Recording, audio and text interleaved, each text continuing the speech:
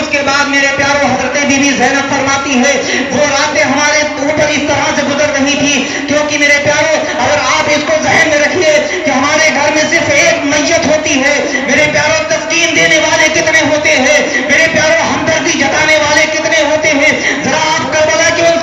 سیدزادیوں کے بارے میں سوچئے جن کے سامنے باپ کی، جن کے سامنے بھائیوں کی لاش بھی پڑی ہے، جن کے سامنے بیٹے کی لاش بھی ہے، جن کے سامنے بھانجے کی لاش بھی ہے، اپنوں کی بھی لاش ہے، محب اہل بیت کی بھی لاش ہے. میرے پیاروں وہ کسی ہمدرد والوں کے ساتھ نہیں، کسی مرہم رکھنے والوں کے پاس نہیں، بلکہ ظالموں کی الغار میں ہے، ظلموں کے نرغے میں ہے. میرے پیاروں حضرت زینب فرماتی ہے ایک ایک رات میری قیامت سے کم نہیں تھی، میں رسول کی بارگاہ میں دعا کرتی تھی اے محمدہ اپنی ان بچوں کو دیکھیے، اپنی شہزادیوں کو دیکھیے جنہوں نے اپنا ثواب اجاڑ دیا ہے، اپنے بھائیوں کو قتل کر دیا ہے. اے نانا جان کسی غیروں نے نہیں بلکہ آپ کا کلمہ پڑھنے والوں نے میرا یہ حال کیا ہے. اے نانا جان اپنی قبر انور کو سے دیکھیے، اپنی ان سیدزادیوں کو دیکھیے، کم سے کم ان کی مدد کے لیے آ جائیے. اے نانا جان دیکھیے میرا حال ان لوگوں نے کیا کر دیا ہے. حضرت زینب فرماتی ہے رات کی تنہائی میں اللہ کی بارگاہ میں گریبانگی کر رہی تھی کہ دیکھا کہ ایک ضعیفہ آئی، آواز دی کہ اے سیدہ کیا میں آپ کی بارگاہ میں حاضر ہو سکتی ہوں. حضرت زینب فرماتی ہے میں نے دیکھا کہ ایک ضعیفہ ہے جس کے ہاتھ میں تشت ہے، آ کر کے آپ کی بارگاہ میں رکھ دیتی ہے، قدموں میں بیٹھ جاتی ہے. حضرت زینب فرماتی ہے کہ اے ضعیفہ آپ کون ہیں؟ کہا کہ اے سیدہ میں آپ کو تو نہیں جانتی لیکن میں کوئی غیر نہیں ہوں، آپ مجھ کو یقین کریے میں نے حضرت فاطمہ بنت رسول کی بارگاہ میں کنیزی کا شرف حاصل ہے، میں ایک عرصے دراز تک حضرت بی بی فاطمہ کی کنیزی کا شرف حاصل ہے، ان کی بارگاہ میں نے غلامی کی ہے. اے سیدہ مجھے غیر مت سمجھیے، میں نے آپ کے لیے کچھ کھانا تیار کیا ہے، مجھے معلوم تھا کہ آپ لوگوں کو ظالموں نے کچھ کھانے کو نہیں دیا ہوگا، میں کچھ کھانا لے کر آئی ہوں. حضرت بی بی زینب فرماتی ہے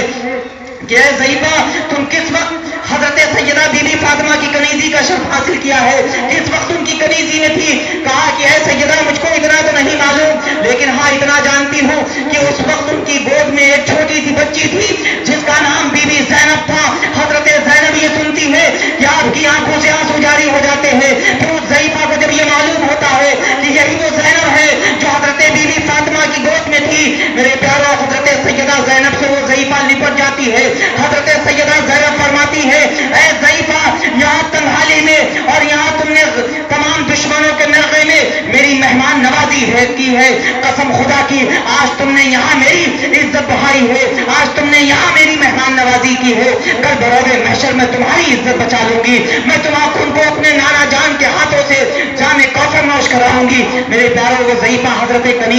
سیدہ زینب کے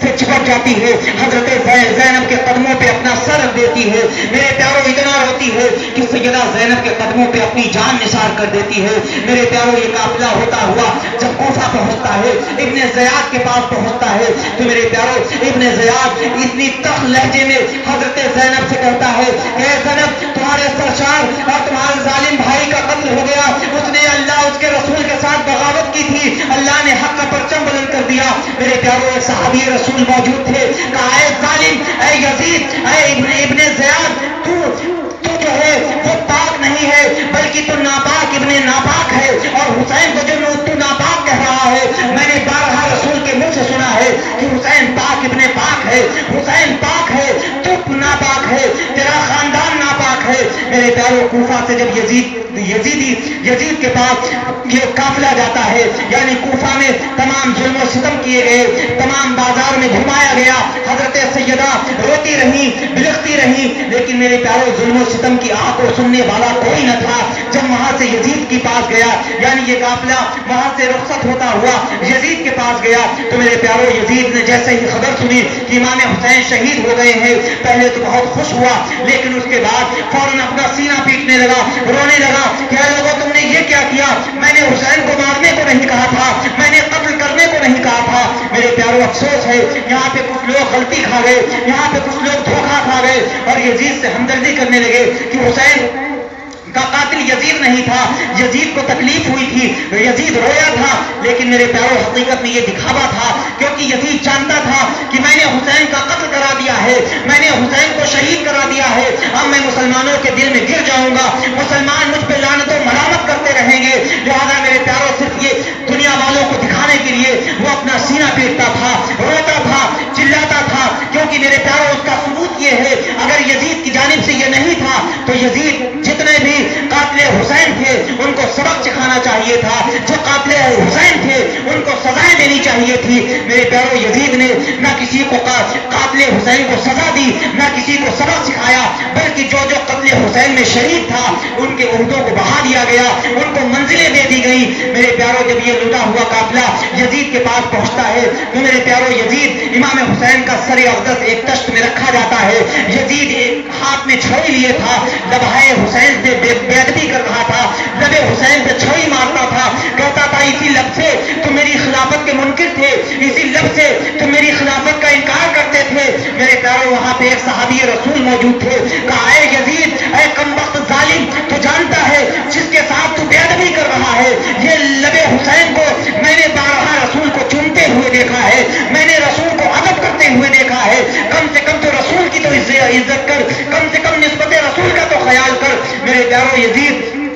تلملا گیا، لیکن صحابی رسول تھے، کچھ کہہ نہیں سکتا تھا، کیونکہ ادھر قتل حسین اسی کے سر آ گیا تھا۔ اگر اس وقت صحابی رسول کے ساتھ بے حرمتی کرتا، اس محب اہل بیت کے ساتھ کرتا تو میرے پیاروں ظلم و ستم اور زیادہ اس کا چمکتا، لیکن میرے پیاروں وہ زہر کا گھونٹ پی کر رہ جاتا ہے۔ اس کے بعد کہتا ہے یہ سیدزادیوں کے ساتھ کیا سلوک کیا جائے۔ میرے پیاروں کچھ لوگ وہاں پہ موجود تھے جو بہت تلخی کے ساتھ جواب دیتے ہیں کہ ان کو باندھ دیا جائے، کوئی کہتا ہے جو یہاں پر آئے ہیں ان کو کوئے لگائے جائے، لیکن میرے پیاروں وہاں پہ ایک صحابی رسول بیٹھے ہوئے تھے، حضرت ابن بشیر نعمان ابن بشیر رضی اللہ تعالیٰ عنہ، انہوں نے فرمایا اے یزید تو ان لوگوں کے ساتھ وہ سلوک کر جو ان کو اس حالت میں دیکھ کر ان کے نانا جان کرتے، اے یزید ان کے ساتھ وہ کر جو ان کے نانا جان کرتے۔ میرے پیاروں یزید نے فوراً حکم دیا کہ ان سیدزادیوں کی تمام بیڑیاں کھول دی جائے، ان کی رسیوں کو کھول دیا جائے، حضرت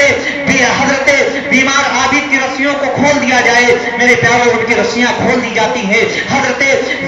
بی بی زینب کی رسی کو کھول دیا گیا، حضرت شہروانوں کی رسی کو کھول دیا گیا۔ اب یزید نے کہا ان سیدزادیوں کو لے جاؤ اور میرے حرم میں یعنی جہاں پہ میری خواتین رہتی ہیں وہاں پہ لے جاؤ۔ حضرت زینب رونے لگی کہ ابھی تم نے گلی گلی پھرایا ہے، ابھی پوری حکومت میں میرا تماشا بنایا ہے، اب کیا اپنی گھر کی عورتوں کے سامنے مجھ کو ذلیل و رسوا کرنا چاہتا ہے؟ ہم زمین مکی ہیں، مجھ کو صرف کہیں ایک تھوڑا سا جگہ دے دو، ہم وہاں پہ رات بسر کر لیں گے اور صبح ہم مدینے جانا چاہتے ہیں۔ حضرت سیدنا بیمار عابد فرماتے ہیں اے یزید اگر تو میرے ساتھ کچھ کرنا چاہتا ہے تو صرف اتنا کر دے کہ کل جمعے کا خطبہ میں دوں گا۔ میرے پیاروں حضرت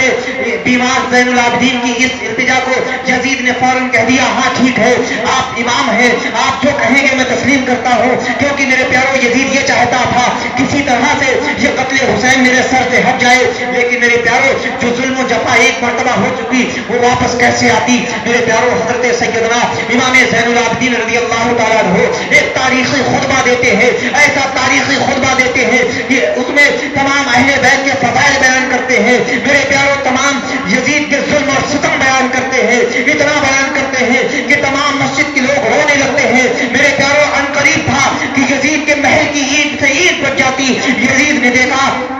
کہ تمام لوگ امام زین العابدین کے خطبے سے متاثر ہو رہے ہیں،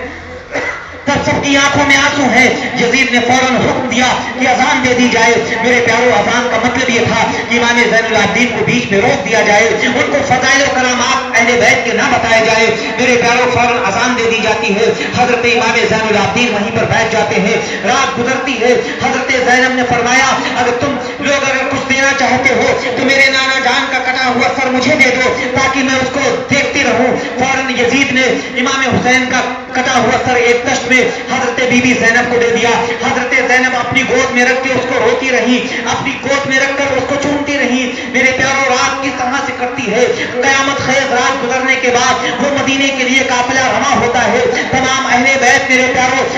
مدینے کے لیے رواں ہوتے ہیں۔ حضرت نعمان بن بشیر رضی اللہ تعالیٰ عنہ جو محب اہل بیت تھے، صحابی رسول تھے، یزید نے ان کو ساتھ میں کر دیا کہ ان کو مدینے تک لے جاؤ اور 30 میرے سہسوار ہیں جو ان کی حفاظت میں جائیں گے۔ میرے پیاروں حضرت نعمان ابن بشیر رضی اللہ تعالیٰ عنہ جیسے ہی اس کے محل سے باہر نکلتے ہیں، حضرت